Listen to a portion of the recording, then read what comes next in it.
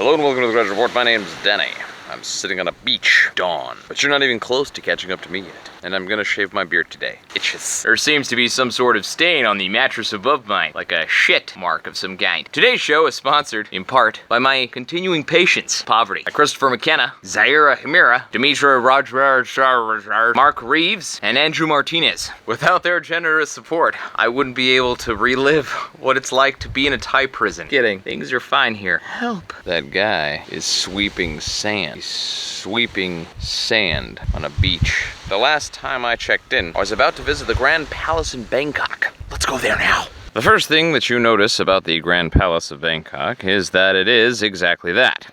A palace. Big, opulent, very opulent, and gold. Look at the detail here. The whole building is covered in tiny pieces of glass. It would have been easier to construct out of Legos. We start our exploration here, at the entrance, next to this weird guy. He's got a face. Inside the palace, there are huge hallways with all these different pictures painted, like on the walls, of stories of past stuff that happened, maybe, mythically maybe, I don't know. There's not a whole lot of, I didn't get the headphones that tell you the story, so I made up my own. Here's a story about a bad idea. His name was Gregory. He liked poking tigers, but his friend Shannon, also a guy, was like, "Don't poke that tiger, Gregory. He's gonna eat you." And then the tiger ate them both. Story about a green guy that like lived at a temple, and then this cow showed up, and the green guy was like, "Look, there's a cow," and everybody was like, "You're right, that is a cow." But then this monkey was like, "I'm gonna get the fuck out of here." And then the cow was like, "I'm out of here too." And the green guy followed the cow and was like, "Cow, where are you going, cow? Let's be friends."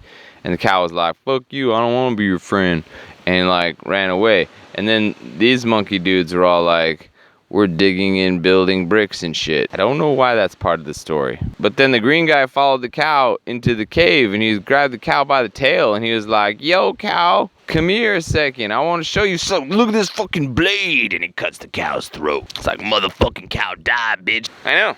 You can imagine my reaction. Shit. That guy's cereal. Then there was a whole bunch of historical depictions of battles that had been won. But what's interesting is if you zoom in on any of the given... Here's like a monkey dude like eating another dude.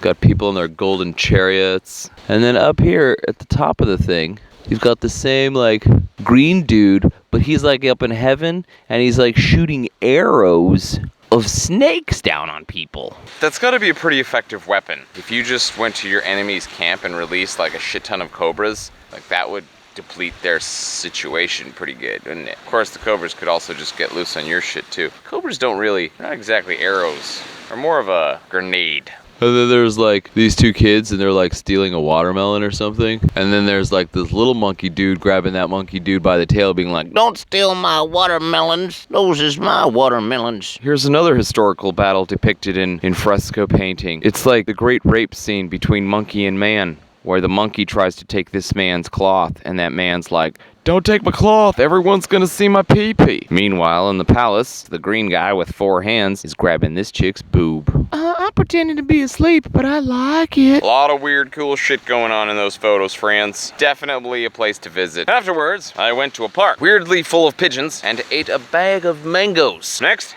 it was time to get our shit together and go to the island. Riding a bicycle, loaded with luggage, with a selfie stick, in traffic, in Bangkok. Yeah. I seriously thought there was a strong possibility that I would actually capture my own death on film.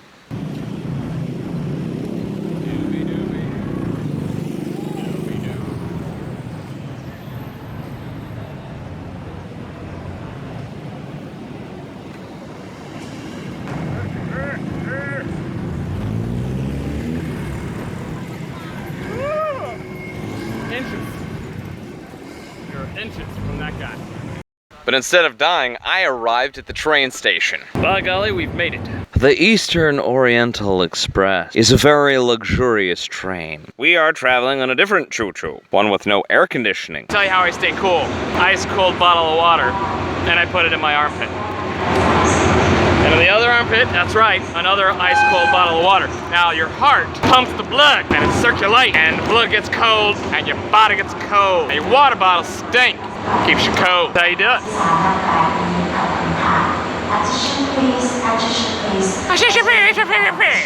Enough already with the attention. What are you saying? No one understands you. I had to get the bicycle loaded onto the train, so I had to go down to the cargo area where they had these very convincing looking androids. Android robots that look just like poor people to get heavy metal boxes into the train. Very convincing looking robots. But I was not fooled. And that's all I got for you today. I love you, my little lemon drops. Do join us next Tuesday when we board the all-night train to Champon and finally make it to the island. Mwah.